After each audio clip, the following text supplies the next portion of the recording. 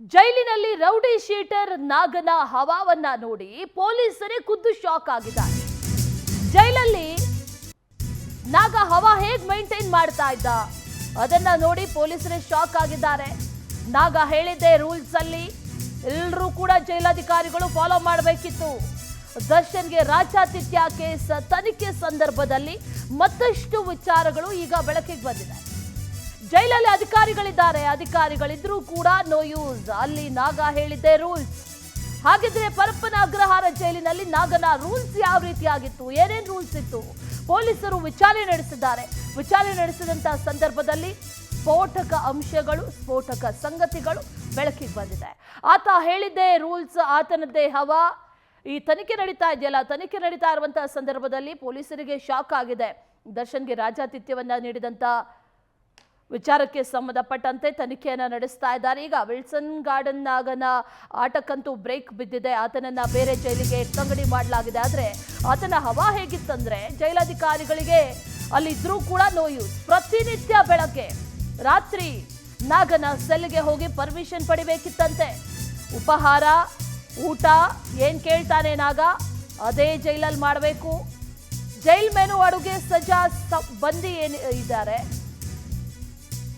ಆತ ಏನ್ ಕೇಳ್ತಾನೋ ಅದನ್ನೇ ಕೊಡಬೇಕು. ಆ ಬಂದಿ ಕೈದಿಗಳು ಮಾತ್ರ ತಿನ್ಬೇಕಂತೆ ಜೈಲ್ ಮೆನು ಅಡುಗೆಯನ್ನ. ರೌಡಿ ಶೀಟರ್ ನಾಗನ ಬ್ಯಾರಕ್ನಲ್ಲಿ ಮಾತ್ರ ಸ್ಪೆಷಲ್ ಉಪಹಾರ, ಸ್ಪೆಷಲ್ ಊಟ. ನಾಗನ ಬ್ಯಾರಕ್ನಲ್ಲಿ ರೇಡ್ ಮಾಡಿದಂತ ಸಂದರ್ಭದಲ್ಲಿ ಅಡುಗೆಯನ್ನ ಮಾಡ್ಲಾಗ್ತಾ ಇತ್ತು ಅನ್ನುವಂತ ಮಾಹಿತಿ ಗೊತ್ತಾಗಿರೋದು. ಯಾಕಂದ್ರೆ ಅಲ್ಲಿ ಎಲೆಕ್ಟ್ರಿಕ್ ಸ್ಟವ್ ಸಿಕ್ಕಿತ್ತು. ಅದ್ರ ಮೇಲೆ ಲಿವರ್ ಬೇಯಿಸ್ತಾ ಇದ್ದ ರೌಡಿ ನಾಗನ ಶಿಷ್ಯ ಥೇಟ್ ಮನೆ ವಾತಾವರಣದಂತೆ ಸೃಷ್ಟಿ ಮಾಡಿಕೊಂಡು ಮನೆಯಲ್ಲಿದ್ದ ರೀತಿಯಲ್ಲೇ ಇದ್ದು ಜೈಲಿನಲ್ಲಿ ರೌಡಿ ನಾಗ ವ್ಯವಸ್ಥೆಯನ್ನ ಮಾಡ್ಕೊಂಡಿದ್ದ ಅನ್ನುವಂಥ ಮಾಹಿತಿ ಲಭ್ಯ ಆಗ್ತಾ ಇದೆ. ಮತ್ತಷ್ಟು ಡೀಟೇಲ್ಸ್ ಅನ್ನ ನೀಡ್ತಾರೆ ನಮ್ಮ ಪ್ರತಿನಿಧಿ ವೆಂಕಟೇಶ್ ನೇರ ಸಂಪರ್ಕದಲ್ಲಿ ಜಾಯಿನ್ ಆಗಿದ್ದಾರೆ. ವೆಂಕಟೇಶ್, ಗಮನಿಸ್ತಾ ಇದ್ದೀವಿ ನಾಗ ಯಾವ ರೀತಿಯಾಗಿ ಹವಾ ಮೇಂಟೈನ್ ಮಾಡ್ತಾ ಇದ್ದ ಅನ್ನೋದು ಈ ತನಿಖೆ ಸಂದರ್ಭದಲ್ಲಿ ಗೊತ್ತಾಗ್ತಾ ಇದೆ. ಜೊತೆಗೆ ರೇಡ್ ನಡೆದಂತಹ ಸಂದರ್ಭದಲ್ಲಿ ಕೂಡ ಸಾಕಷ್ಟು ವಸ್ತುಗಳು ಕೂಡ ಸಿಕ್ಕಿತ್ತು. ಅದೆಲ್ಲದಕ್ಕೂ ಕೂಡ ಈಗ ಪುಷ್ಟಿ ನೀಡುವಂತಿದೆ. ಡೀಟೇಲ್ಸ್ ಅನ್ನು ಕೊಡೋದಾದ್ರೆ ವೆಂಕಟೇಶ್. ಹೌದು ಅಶ್ವಿನಿ, ಪರಪ್ಪನಗರ ಜೈಲಿನಲ್ಲಿ ವಿಲ್ಸನ್ ಗಾರ್ಡನ್ ನಾಗನ ಹವಾ ಎಷ್ಟು ಮಟ್ಟಿಗೆ ಇತ್ತಂತ ಹೇಳಿದ್ರೆ ಅಲ್ಲಿನ ಅಧಿಕಾರಿಗಳು ನಾಗನ ಮಾತನ್ನ ಕೇಳಬೇಕಾಗಿತ್ತು.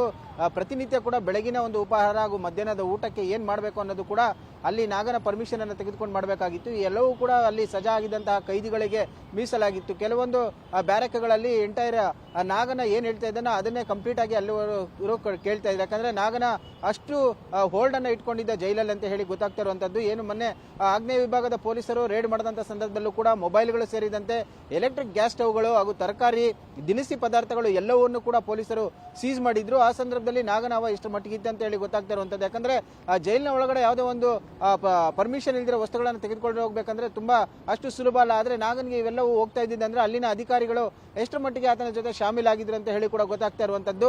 ಈ ಹಿಂದೆ ಕೂಡ ಜೈಲಿನ ಮೇಲೆ ದಾಳಿ ಮಾಡಿದಂತ ಸಂದರ್ಭದಲ್ಲಿ ಯಾವುದೇ ರೀತಿಯಾದಂತಹ ವಸ್ತುಗಳು ಸಿಕ್ಕಿರ್ಲಿಲ್ಲ. ಅಂದ್ರೆ ಅಲ್ಲಿನ ಅಧಿಕಾರಿಗಳು ಏನು ಜೈಲು ರೇಡ್ ಆಗುತ್ತೆ ಅನ್ನುವಂತಹ ಮಾಹಿತಿಯನ್ನು ಕೂಡ ನಾಗನಿಗೆ ಕೊಟ್ಟಿದ್ರು. ಹಾಗಾಗಿ ಎಲ್ಲ ವಸ್ತುಗಳನ್ನು ಕೂಡ ಹೈಡ್ ಮಾಡಿದ್ದ.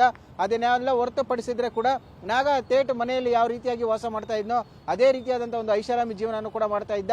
ಇದು ಸಾಕಷ್ಟು ಬಾರಿ ಕೂಡ ಒಂದು ಪ್ರಕರಣ ಕೂಡ ಬೆಳಕಿಗೆ ಬಂದಿತ್ತು. ಇದು ಖಾತ್ರಿ ಕೂಡ ಆಗಿತ್ತು. ನಾಗನಿಗೆ ಯಾವುದೇ ರೀತಿಯಾದಂತಹ ರೂಲ್ಸ್ ಅಂಡ್ ರೆಗ್ಯುಲೇಷನ್ಗಳು ಇರಲಿಲ್ಲ. ಕೇವಲ ಅಲ್ಲಿದ್ದಂತಹ ಒಂದು ವಿಚಾರಣೆ ದಿನ ಕೈದಿಗಳೇನಿದ್ದಾರೆ ಅವರಿಗೆ ಮಾತ್ರ ಇದು ಮೀಸಲಾಗ್ತಾ ಇತ್ತು. ನಾಗನಿಗೆ ಅಷ್ಟರ ಮಟ್ಟಿಗೆ ಅಧಿಕಾರ, ಹಣ ಮತ್ತು ರಾಜಕೀಯ ವ್ಯಕ್ತಿಗಳ ಒಂದು ಬ್ಯಾಕ್ ಸಪೋರ್ಟ್ ಕೂಡ ಇತ್ತು. ಹಾಗಾಗಿ ಈತ ಕೂಡ ಅಲ್ಲಿ ಅಷ್ಟು ಆರಾಮವಾಗಿ ಇದ್ದ ಅನ್ನೋದಕ್ಕೂ ಕೂಡ ಈ ಎಲ್ಲವನ್ನು ನೋಡಿದಂತ ಸಂದರ್ಭದಲ್ಲಿ ಗೊತ್ತಾಗ್ತಾ ಇರುವಂತದ್ದು. ಹಾಗಾಗಿ ವಿಲ್ಸನ್ ಗಾರ್ಡನ್ ನಾಗ ಏನು ದರ್ಶನ್ಗೆ ರಾಜಾತಿಥ್ಯವನ್ನು ಕೊಟ್ಟಿದ್ರು ಆ ಪ್ರಕರಣ ಬೆಳಕಿಗೆ ಬಂದ ನಂತರ ಈ ಎಲ್ಲ ವಿಚಾರಗಳು ಕೂಡ ಬೆಳಕಿಗೆ ಬರ್ತಾ ಇರುವಂತದ್ದು. ಸಾಕಷ್ಟು ವರ್ಷಗಳಿಂದ ಕೂಡ ವಿಲ್ಸನ್ ಗಾರ್ಡನ್ ನಾಗ ವಿವಿಧ ಅಪರಾಧ ಚಟುವಟಿಕೆಗಳಲ್ಲಿ ಭಾಗಿಯಾಗಿದ್ದ, ಕೊಲೆಯ ಕೇಸ್ಗಳಲ್ಲೂ ಕೂಡ ಈತ ಆರೋಪಿಯಾಗಿದ್ದ, ಅಪರಾಧಿಯಾಗಿದ್ದ.